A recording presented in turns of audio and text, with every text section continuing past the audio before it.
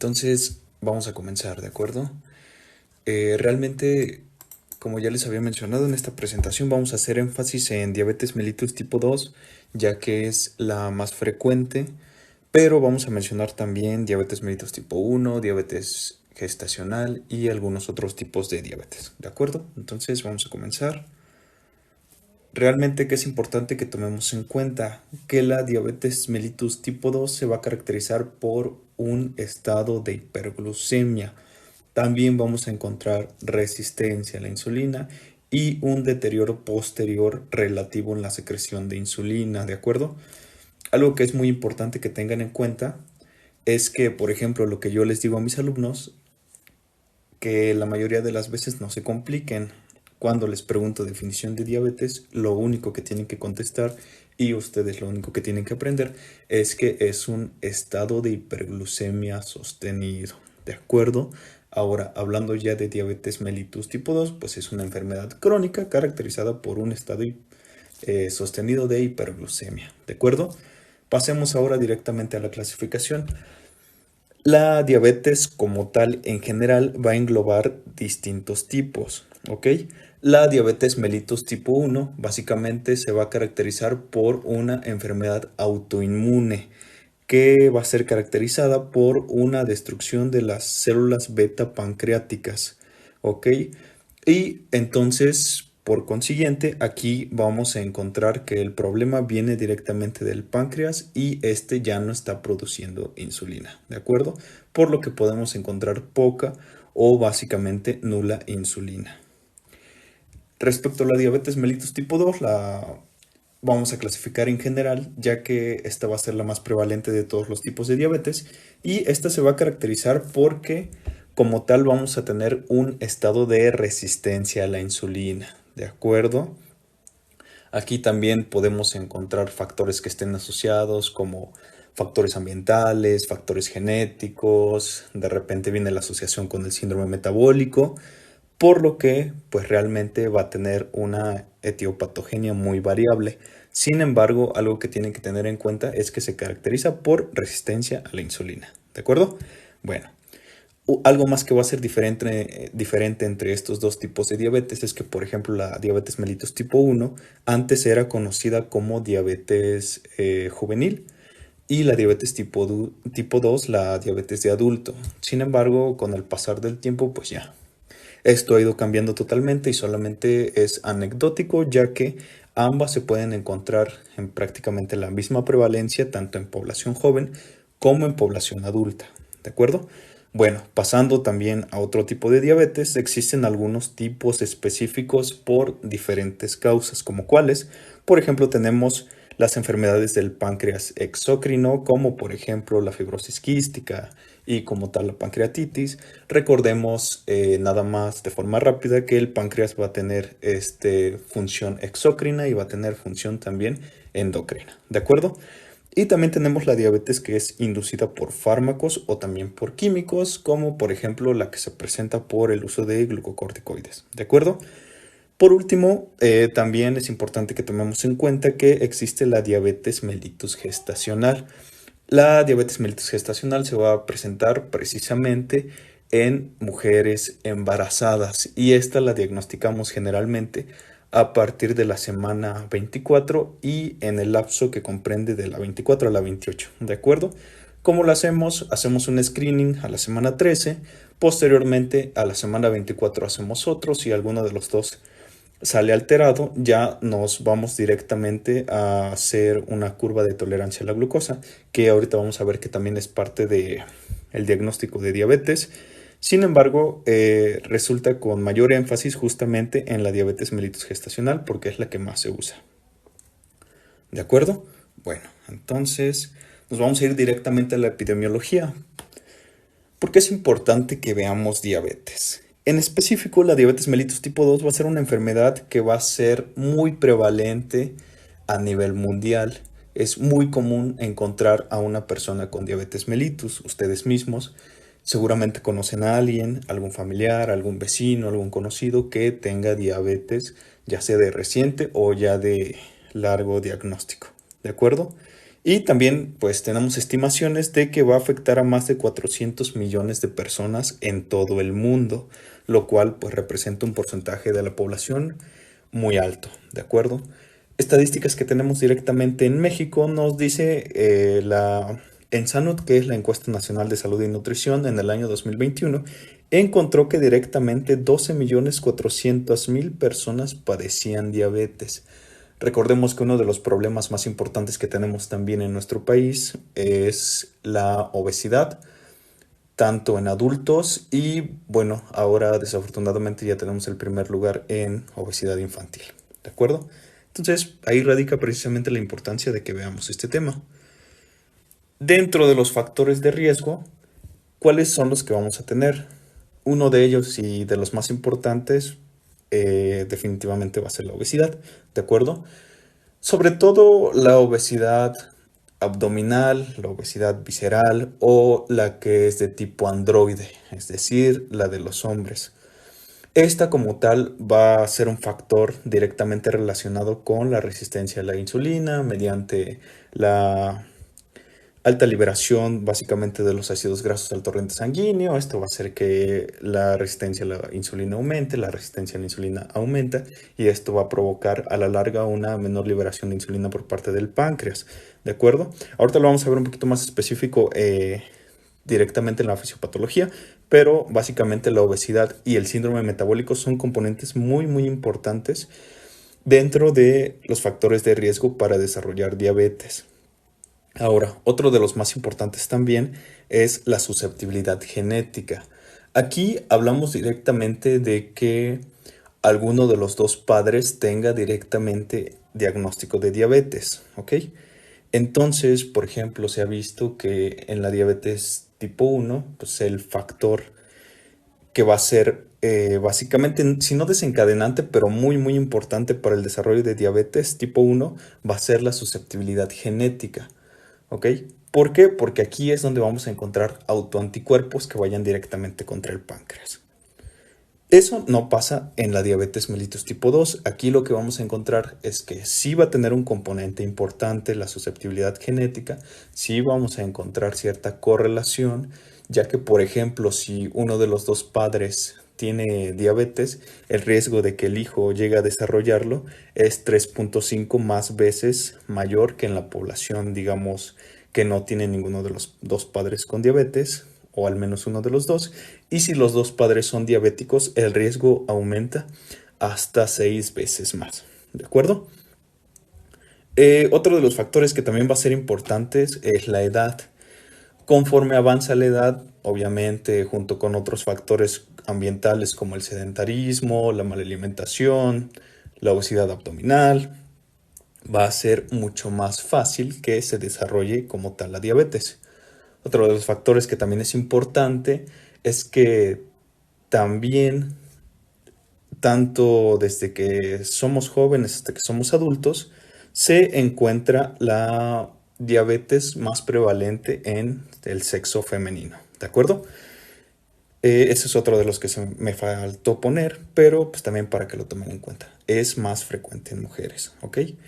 Respecto a los siguientes factores, también el tabaquismo. El tabaquismo va a estar frecuentemente asociado a muchísimas enfermedades, muchos tipos de cáncer y bueno, en el caso de la diabetes no va a ser diferente, ¿de acuerdo? Y por último, la raza.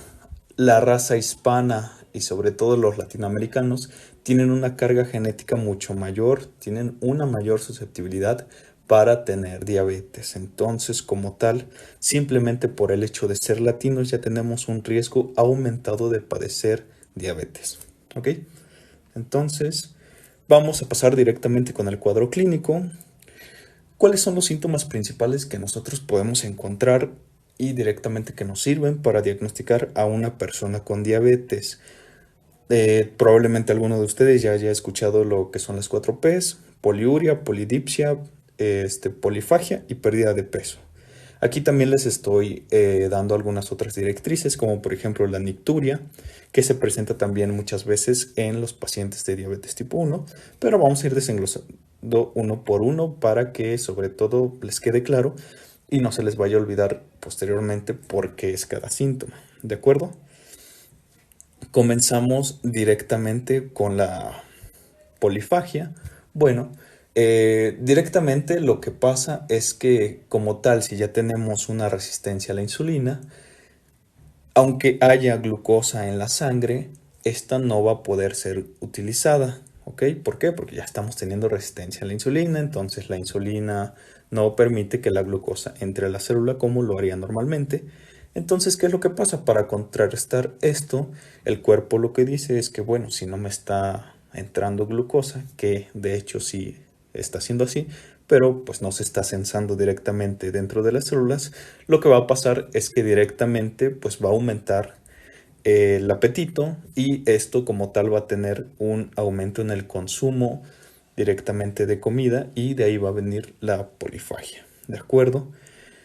Directamente esto también va a afectar los riñones, ¿ok? Entonces pues de ahí va a venir la poliuria. Si tenemos concentraciones altas de glucosa en la sangre, lo que va a pasar es que poco a poco toda esta glucosa se va a ir desechando, desechando, desechando. Y como tal, los riñones tienen la función de filtrar cualquier tipo de sustancias. Los riñones son los que se encargan como tal de desintoxicar el cuerpo. Y lo que va a pasar es que si tenemos niveles muy elevados de glucosa, ya no va a ser capaz de filtrar toda esta glucosa, sino que más bien la va a comenzar a tirar, ¿de acuerdo?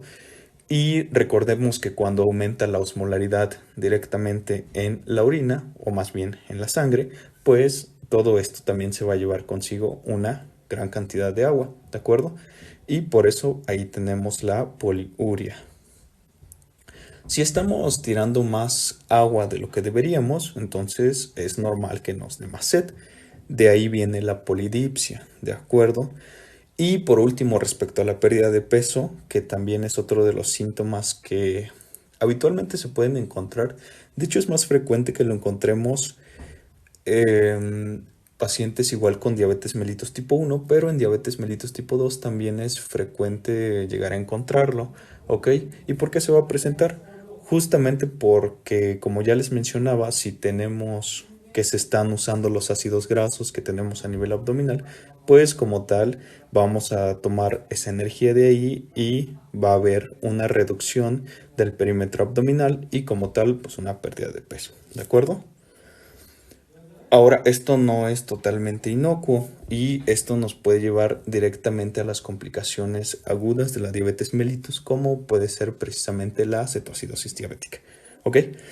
Respecto a la fisiopatología, pues es importante tener en cuenta que, como ya les mencionaba, la diabetes mellitus tipo 2 se va a caracterizar por una resistencia a la insulina y posteriormente una disfunción de las células beta pancreáticas, al contrario de la diabetes mellitus tipo 1, que el problema es directamente una enfermedad autoinmune directamente que va sobre las células pancreáticas y las destruye, ¿de acuerdo?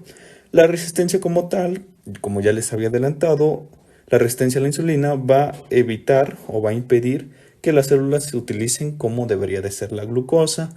Y bueno, si la glucosa no entra a la célula, pues se va a quedar directamente en el torrente sanguíneo, ¿ok? Y esto pues obviamente va a llevar a la hiperglucemia. Con el tiempo, pues como tal, no solamente se va a producir la resistencia a la insulina y el estado de hiperglucemia, sino que, como ya les había mencionado, vamos a tener que el páncreas va a dejar de producir suficiente insulina, ¿de acuerdo? Ahora, respecto al diagnóstico, tomemos en cuenta más bien una definición importante que es la prediabetes. La prediabetes básicamente es un mayor riesgo de desarrollar diabetes. En el ámbito de la salud solamente lo ocupamos para, digamos, hablar con los pacientes, para que sea también un enfoque que vaya más con ellos, pero realmente una persona o tiene diabetes o no tiene diabetes. Pero el término prediabetes nos ayuda mucho como para hacer un poquito más digerible esta parte con los pacientes, ¿de acuerdo? ¿Qué es lo que vamos a tener? Como tal, tenemos distintas categorías de riesgo, ¿de acuerdo? Tenemos ciertos factores. Por ejemplo, aquí es donde podemos encontrar El primero de ellos pues va a ser la glucosa plasmática en ayuno. Aquí la vamos a encontrar desde 100 o desde 110 a 125. Este valor va a ser conocido como prediabetes, ¿de acuerdo? Depende de dónde lo lean, 100 a 110 a 125. Posteriormente tenemos también otro factor importante que es la curva de tolerancia a la glucosa. Aquí vamos a tener el test de O'Sullivan, vamos a tener directamente la de un paso y la de dos pasos. Aquí sobre todo, pues no importa la que usen, realmente se ha visto que, por ejemplo, la de un paso pues va a ser mucho más sencilla de utilizar, tiene muchos menos inconvenientes y no hay que estar midiendo las 2 horas, por ejemplo. Y bueno, aquí lo que vamos a tener es que posteriormente a una carga de glucosa oral de 75 gramos, encontremos valores de glucosa de 140 a 199 miligramos sobre decilitro. ¿Ok? Y bueno, por último, otro valor importante pues es la hemoglobina glucosilada. La hemoglobina glucosilada realmente tiene un valor muy importante dentro del diagnóstico de diabetes mellitus y no solamente para el diagnóstico, sino también para el seguimiento de los pacientes.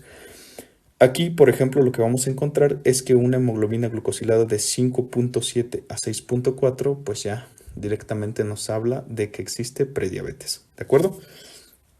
Bueno. Respecto al diagnóstico como tal, ahora sí, de diabetes mellitus, es importante que tomamos en cuenta una cosa. Tenemos que siempre tener dos valores alterados para poder hacer diagnóstico de diabetes. O bueno, si por ejemplo tenemos una glucosa arriba de 200, que es otro de los valores diagnósticos, pero con síntomas ya de diabetes mellitus, como ya lo habíamos platicado, pues eso directamente ya nos hace un diagnóstico de diabetes, ¿ok? Esta sería la única distinción que podríamos hacer. El resto de pruebas se tienen que repetir y cuando tenemos dos valores alterados, ahí es cuando hacemos el diagnóstico de diabetes mellitus, ¿de acuerdo? Entonces, por ejemplo, vamos a tener que si encontramos precisamente valores que son superiores a los que habíamos tenido anteriormente, es decir, valores más altos que los que les presenté en prediabetes, pues eso ya nos haría diagnóstico de diabetes, ¿de acuerdo? ¿Cuáles son esos valores? Hemoglobina glucosilada arriba de 6.5, ¿ok? Esto pues debe ser obviamente validado en un laboratorio, tiene que ser sobre todo estandarizado para los niveles de glicohemoglobina, ¿de acuerdo? También aquí tenemos una glucosa plasmática preprandial, es decir, antes de los alimentos, mayor de 126. Una glucosa también aquí que encontremos plasmática a las 2 horas mayor de 200 sería también un diagnóstico ya de diabetes mellitus de acuerdo a la curva de tolerancia oral a la glucosa, ¿ok? Y bueno, ya por último lo que les mencionaba, si tenemos un paciente con síntomas ya de hiperglucemia o que encontremos ya directamente en una crisis y encontremos una glucosa totalmente aleatoria mayor a 200, esto ya directamente nos hace un diagnóstico de diabetes. En caso contrario, tenemos que complementar algunas de las pruebas que ya les había mencionado, ¿ok? Por ejemplo, en el caso de las mujeres embarazadas, lo que vamos a encontrar es que si hacemos un screening, como ya les había mencionado, en el primer trimestre y posteriormente lo complementemos en el segundo trimestre y encontremos la glucosa plasmática alterada, aquí es donde vamos a aplicar directamente la curva de tolerancia a la glucosa, ¿ok? Fuera de eso realmente casi no se usa. Preferimos más usar glucosa en ayuno, inclusive glucosa postprandial, y de ahí podemos confirmarlo con una hemoglobina glucosilada o hemoglobina glicada. Respecto al tratamiento, y ya para no alargarnos más con este tema, realmente las metas de tratamiento están bien estipuladas. ¿En qué es lo que debemos de hacer énfasis? En las medidas higiénico-dietéticas, ¿ok?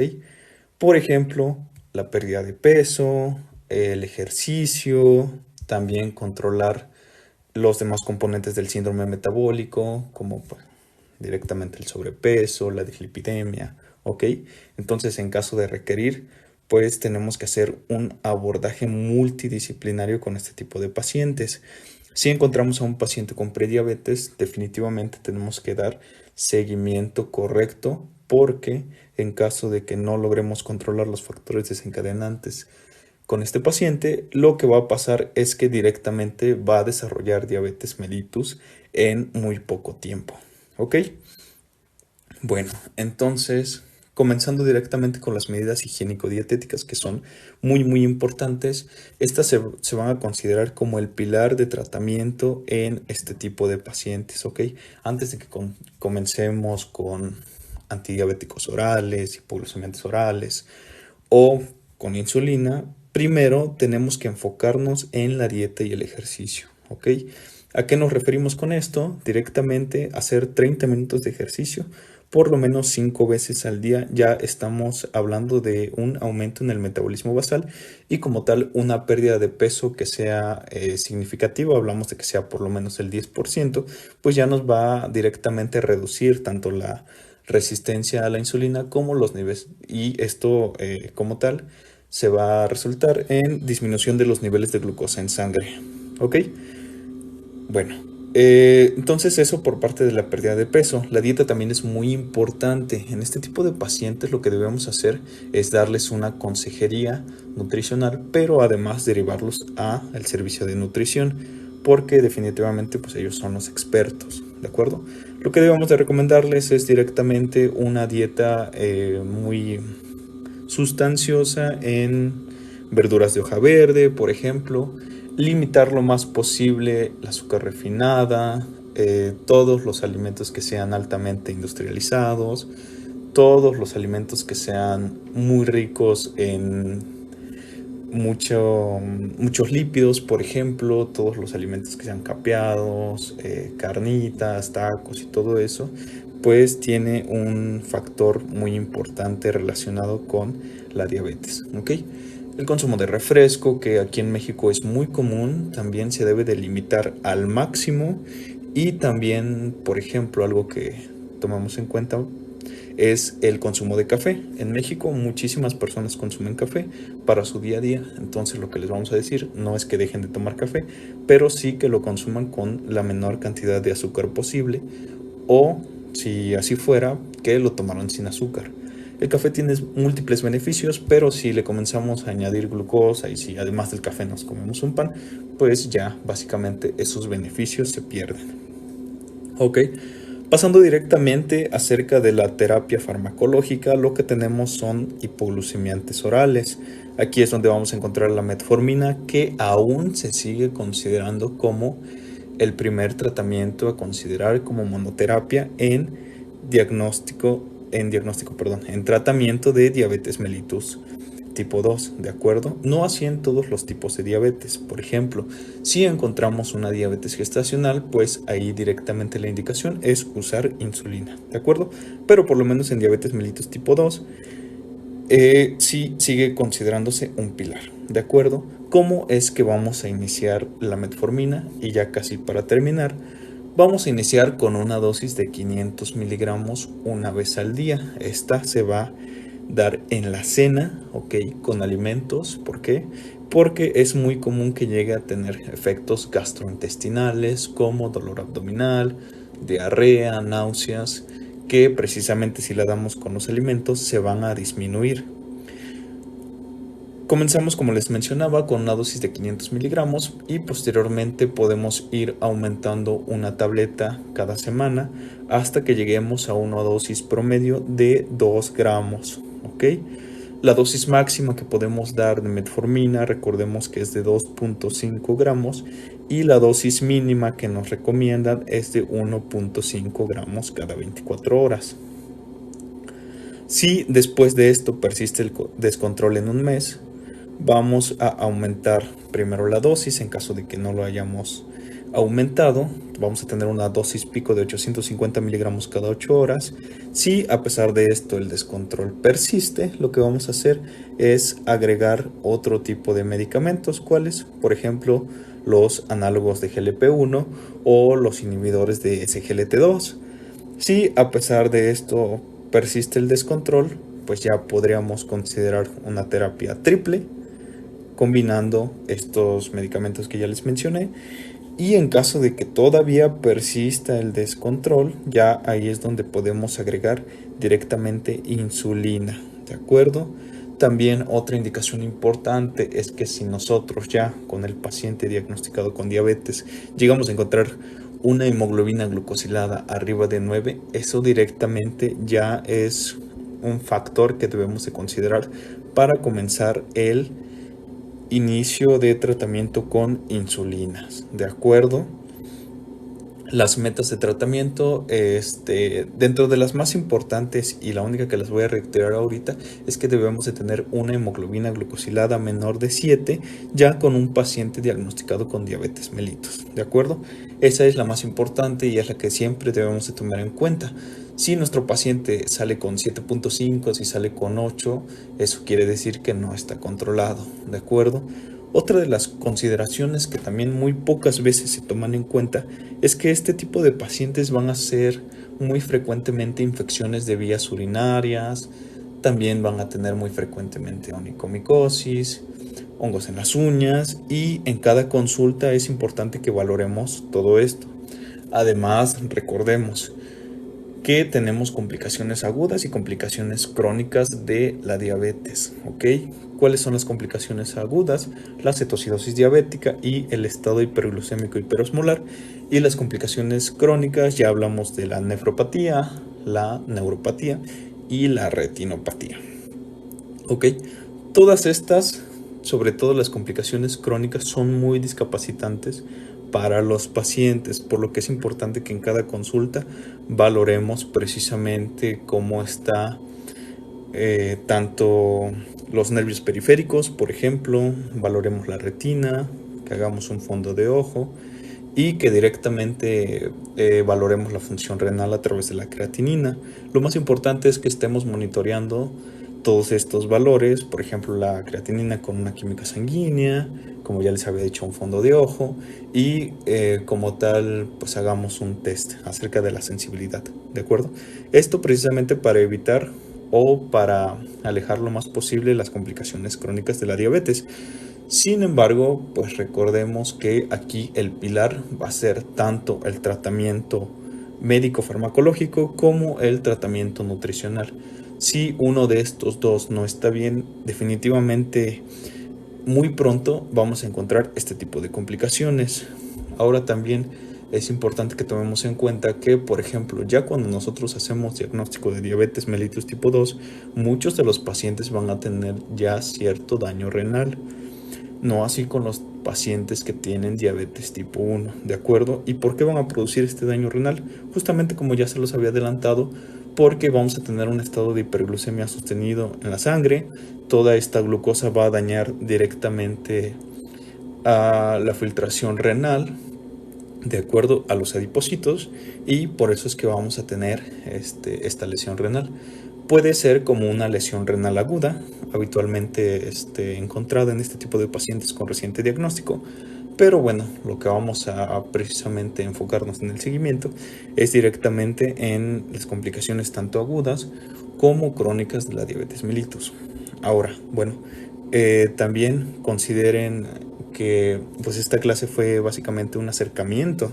No estamos entrando a profundidad en ninguno de los subtemas que abarcan la diabetes mellitus, porque realmente podríamos tardar horas y horas hablando solamente, por ejemplo, de los estándares de las metas terapéuticas, del diagnóstico directamente. Podríamos hablar del test de O'Sullivan, de la curva de tolerancia a la glucosa de un paso, de 2 pasos, de cuánto tiene que ser a la hora de tomar la glucosa, ¿de acuerdo? Entonces solamente es un acercamiento acerca de este tema, pero no estamos profundizando en ningún momento en ninguno de estos, ¿de acuerdo? También podríamos dedicar una clase completa acerca del tratamiento de la diabetes mellitus, ya con las directrices actuales y sobre todo con los tipos de hipoglucemiantes orales, los tipos de insulinas, cada cuánto actúa, cuál es la NPH, cuál es la insulina rápida, ¿de acuerdo? Entonces todo eso realmente pues es muy importante, pero sí necesitamos una clase completa para verlos, digamos que de forma detenida, ¿de acuerdo?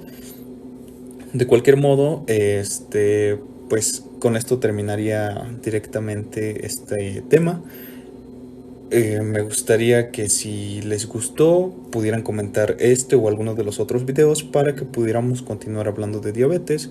Si quieren hablar de hipertensión también lo podemos ver directamente acerca de los aspectos clínicos, que son los más importantes, porque si hablamos de otro tipo de aspectos, como ya les mencionaba el tratamiento, pues realmente podríamos tardar horas y horas hablando de eso, y lo que yo quiero es que esto sea práctico, ¿de acuerdo? Me preguntan que si les puedo facilitar las diapositivas. Por supuesto, sin ningún problema, se las puedo mandar. Nada más mándenme mensaje directo y nos coordinamos para enviárselas. Realmente con esto estaríamos terminando. Me quedaría nada más un minuto más para ver si tienen alguna duda.